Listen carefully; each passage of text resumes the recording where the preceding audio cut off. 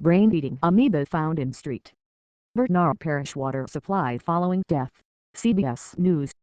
cbsnews.com/cbs evening news/cbs this morning/48 hours/60 minutes/Sunday morning/face the nation. Video. U.S. World. Politics. Entertainment. Health. Money Watch. Sci-tech. Crime. Sports. More blogs. The feed battleground. The WH Web Shout 60 Overtime Face-to-Face Resources Mobile Radio Local. Log in, join cbsnews.com, sign in with profile, manage my newsletter subscriptions, update my email address, change my password, log out. By Ryan Gislo/CBS News/September 13, 2013, 3:44 p.m. Brain-eating amoeba found in street. Bernard Parish water supply following death. Play CBS News video. The brain-eating amoeba Glitteria fowleri has officially been found in the street. Bernard Parish, Lock. Water supply following last week's death of 4-year-old who got the lethal infection when playing on a slip and slide. The water is safe to drink and there are basic precautions that families can take, such as chlorinating their pools and avoiding getting water in their noses, to protect themselves, though infection from this amoeba is very rare, Louisiana State Health Officer Jimmy Guidry said in a press release. Street. Bernard Parish is 5 miles from New Orleans. CBS affiliate WWL in New Orleans reported last week the deceased child was from Mississippi and was visiting the area when he ingested the amoeba through his nose. Nasal ingestion is the only way the resulting infection, primary amoebic meningoencephalitis (PAM), can be caused.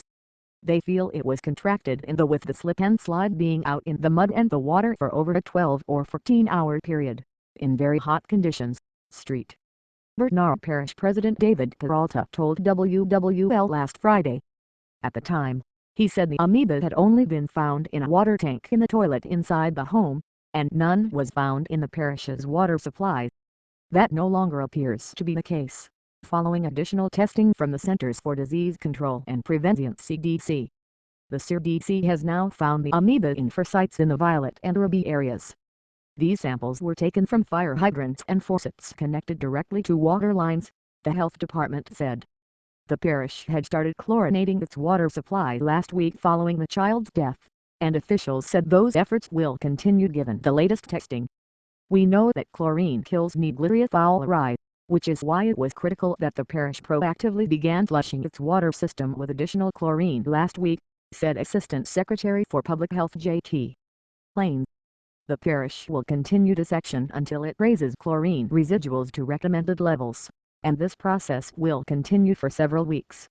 Some water samples tested last week had showed low levels of chlorine. The Street. Bernard Parish School System said Thursday that it cut off water to public school fountains, WWL reported. The Glitteria fowleri amoeba is found in warm, fresh waters such as lakes, streams and canals that are up to 115 degrees Fahrenheit in temperature. It has to swim up the nose through the brain to cause PAM, so drinking water likely won't present health risk. The infection is very rare. Of the 128 infections that occurred in the U.S. from 1962 and 2012, there was only 1 documented case of survival. Earlier this week, 12-year-old Callie Hardig left the hospital after surviving the amoebic infection she contracted at a now-shuttered water park over lake with a sandy bottom. The amoebas can sometimes be stirred up when the sediment at the bottom of these freshwaters is disturbed. Callie's survival was helped by experimental German drug miltefosine, which the CDC expanded access to in late August. A 12-year-old boy who contracted the amoeba last month and was treated with the drug was taken off of life support at the end of the month when his brain activity did not return. Health officials want parish residents to take precautions to reduce their risk of ingesting the amoeba through the nose.